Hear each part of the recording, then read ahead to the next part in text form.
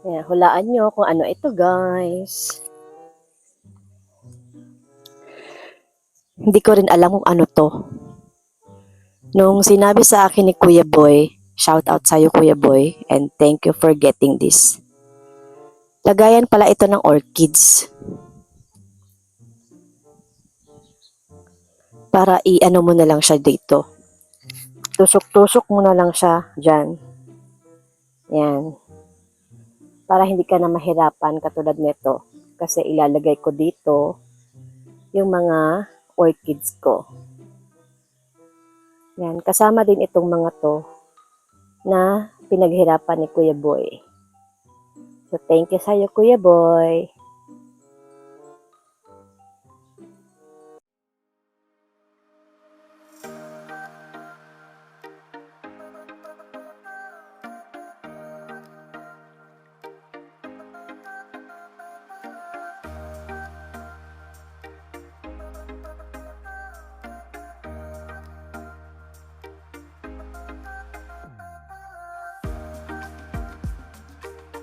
So, anyway, ito na yung mga natapos kong mga orchids ko.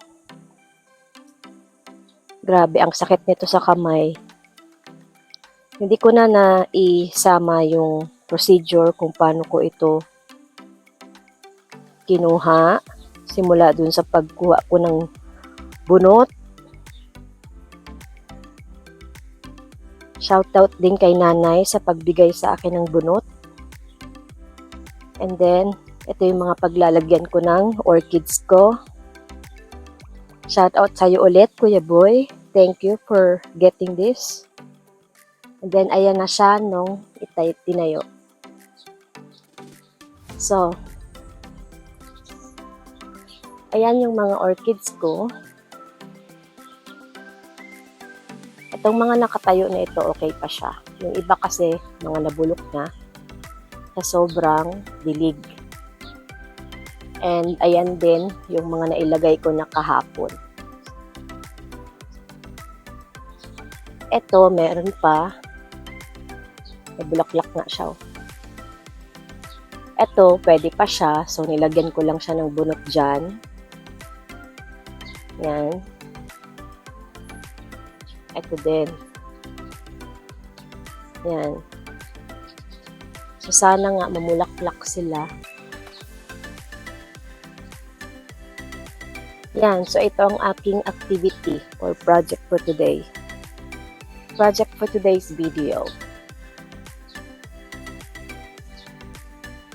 So, good morning guys!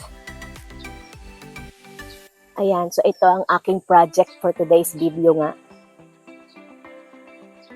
Like I said, hindi ko na naisama yung aking pagkuha ng bunot or ng nyug para kunin yung bunot. As in, ang sakit sa kamay. Masakit yung kamay ko kakaano ng bunot. But anyway, yan talaga ang buhay. Kailangan magpakasakit para sa mga orchids. Para bumulaklak ng ganito, di ba? Ayan, oh. Tada! Di ba? Saya-saya kapag may bulaklak siya. Lalo na pag ganito kaganda, di ba? So, umpisahan na natin ang baliwang ito. So, ayun nga. Kukunin. Lalagay ko na siya sa mga stick na yun doon. O sa mga pole na yan. So, let's go! So, there it is. Pakita ko na sa inyo. Aray ko. Aray! Uy! Muntik pa. Nakikita nyo ba ako, guys?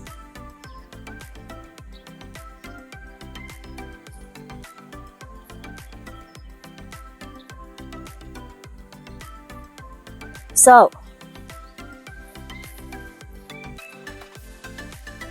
Ayan, ito lang naman yung, pakita ko sa inyo. Ayan, ito yung sample. Ayan, sample ng aking ginawang orchids na nilagyan ko ng bunot. So, ayan. Diba? And then, ayan, may bulaklak na yung isa. Diba? Ang ganda ng bulaklak niya. Diba? Oh, oh. Look at this. Diba? Sinong gaganahan na pagandahin pa yan lalo? Kasi, tinan mo yung orchids niya o yung bulaklak. Reverse.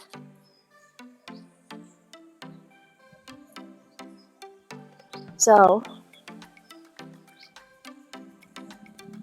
nakikita nyo ba yung tumpok na orchids?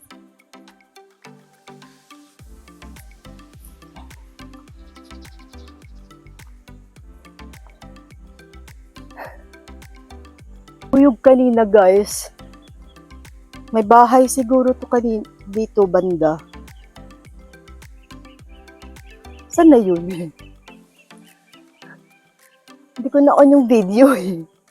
Na-atake ako.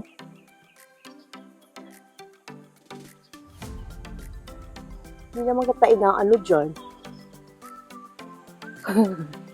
Saan ka na? Bumalik ka dito? Malay ko bang may bahay ka dito? Nabunggo ko tuloy ito. Ang laki naman na. Ang laki pa naman ang bubuyog na yun. Bubuyog ba yun o turong? Kaloka ka? Hindi tayo inaano dyan eh.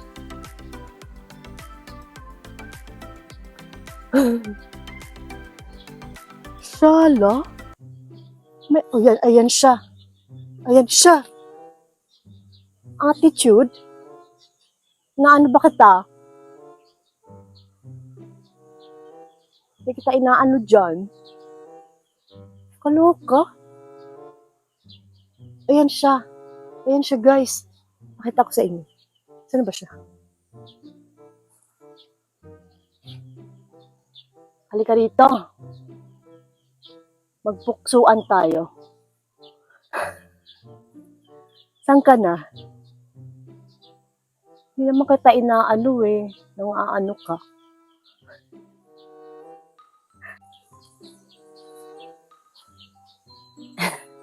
Yan, para-paraan. Wala tayong taga-video eh. So, simulan na natin ang pagkabit ng orchids.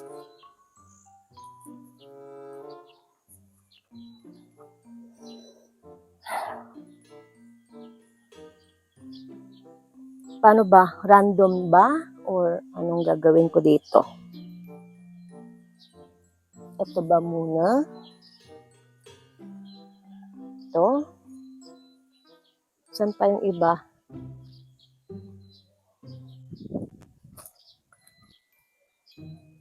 Ito.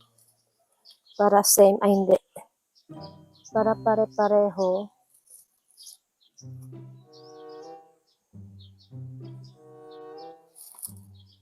Ang labas.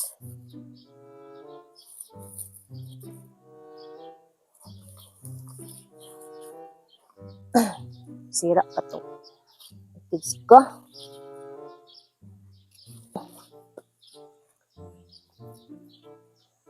Ito. Ay, hindi yan. Ito, hindi. Ito, maliit. Ito. Dapat pala sama-sama ko yung mga pare-pareho. Ayan na siya, guys, yung bubuyog na isa din. Merong bubuyog, dalawang bubuyog. May bahay siguro to dito. Ayan siya. Sana lumipad ka dyan, banda. Merong itim, tas merong kulay brown. Na ang tapang. Super tapang. Hindi naman siya inaano. So anyway, ito yung aking unang ilalagay. Yan. So, i-try na natin ilagay.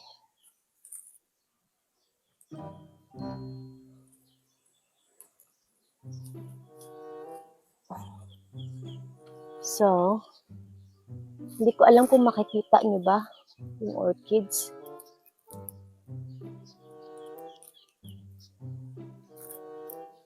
Hindi ko alam kung ipapako ko ba to. Ano. Ay, nagbabalintong siya. Dapat ganyan.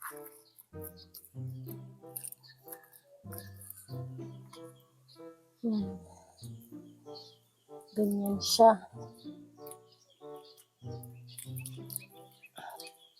Yan. Tapos, tali natin dito. Yan.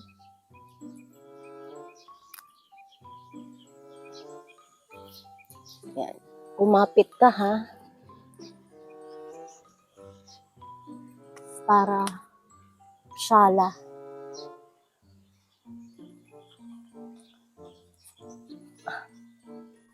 Hirap naman na ito ay.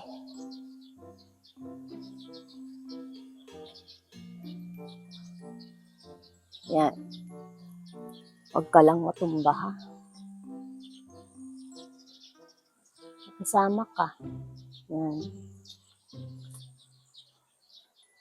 Para kitang-kita nyo ang ginagawa ko. Char. Ano bang pake namin sa ginagawa mo? Sorry naman. Pinapakita ko lang ba sa inyo ang aking everyday life na ginagawa dito. Hindi lahat ng oras prinsesang malupit tayo.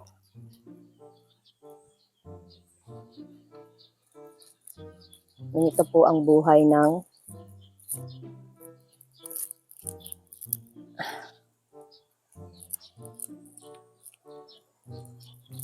Pilipinang prinsesang katulong. Yan. Magbulaklak kayo ha.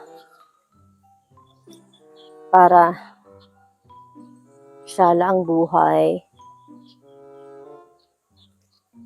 Ha? Para bati tayo. Tama ba yung 3 lang? Para may space sila.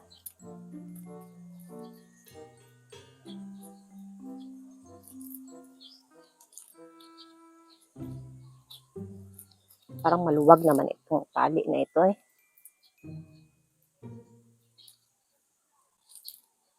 Ganito rin ba kayo guys sa orchids nyo or sa mga halaman nyo? Or ako lang? Matagal ko na kasi hindi naasikaso itong orchids ko. So parang nagtampo sila. Hindi na sila namumulaklak. Nang as in yung todong-todo. Ito, kailangan ng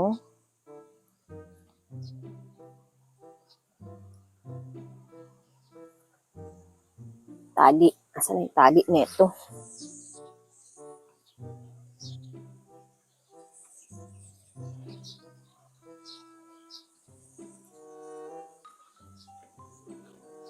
Where is my tali?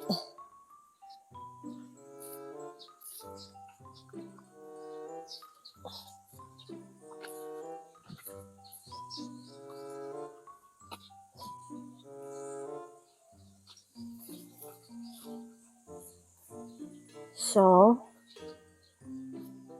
kailangan pala nating putol ng tali.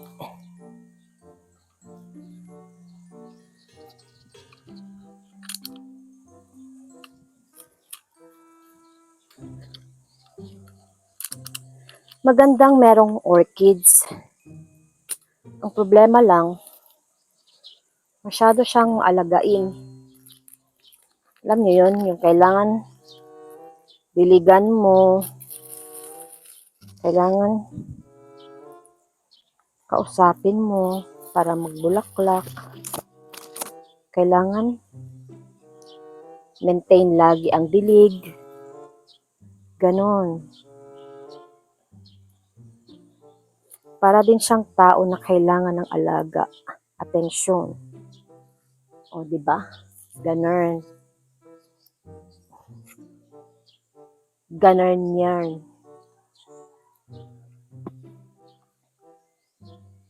So, yan. Hindi ko alam kung nakikita niyo pa ba ako. Bahala kayo dyan. Basta ako, kailangan kong matapos tong project ko.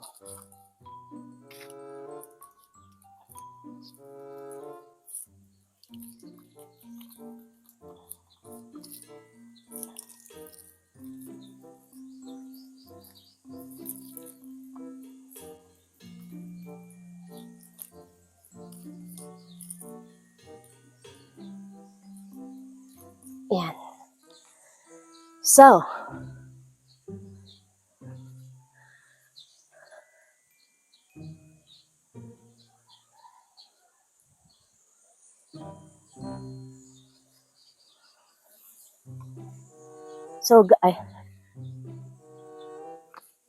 ganyan siya, guys. Saan na ba ang kalabasan nito eh? Yan. Saan?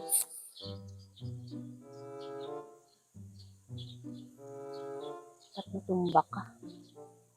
Hindi ka matumba.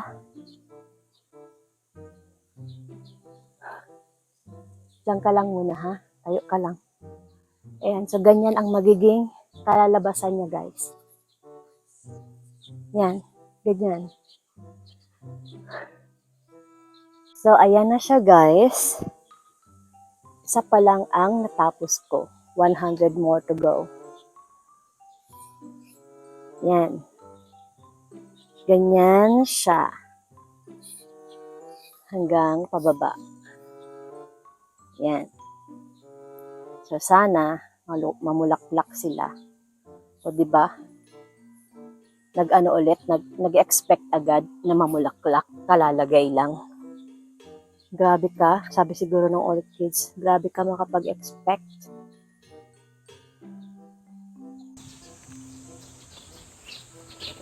So, I am short with the coconut husk. I need to get more coconut husk.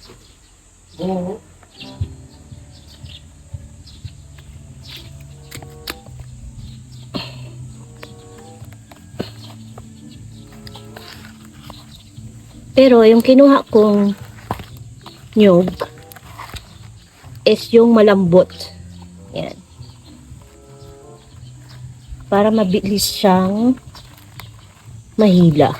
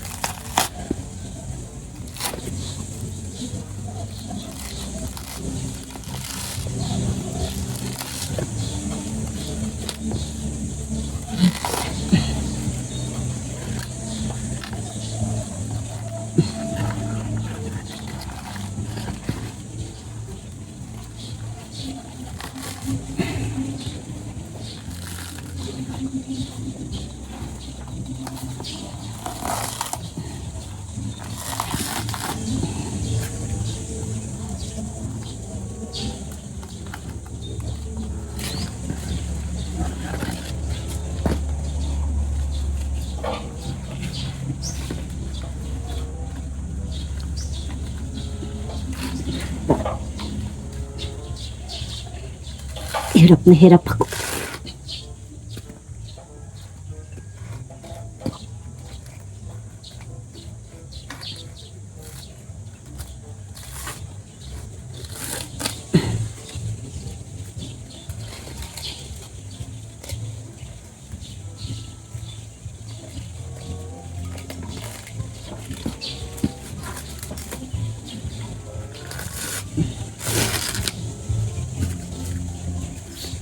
So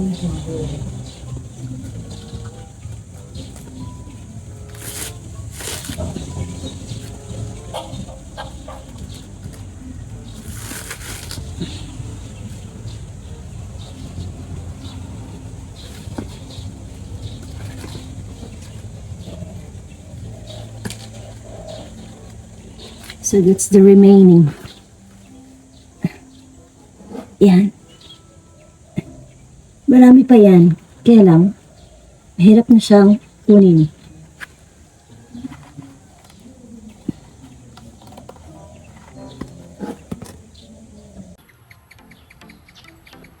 Ayan na ang finished product, guys. I mean, malapit nang matapos. Ilalagay ko na lang to. Itong pahabol ko na bunot. Para dito. Kasi, sila na lang ang walang bunot. Yan. And then, ito.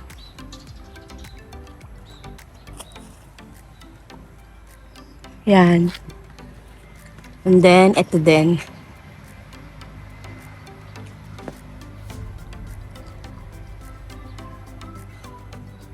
Yan. At kung mapapansin nyo, lahat yan, may bunot na. Except lang ito.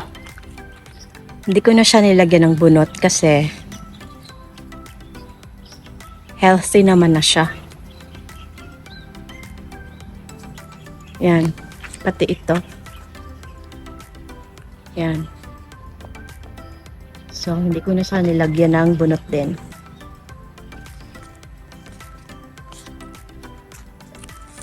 So, that's it, guys. Ayan ang aking orchids.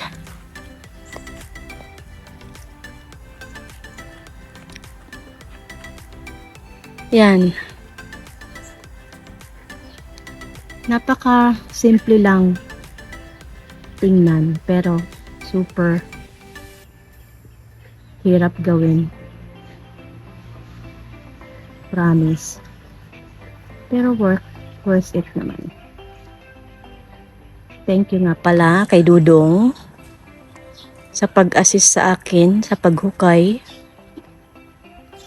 para sa mga poste na ito or kahoy na ito. Yan.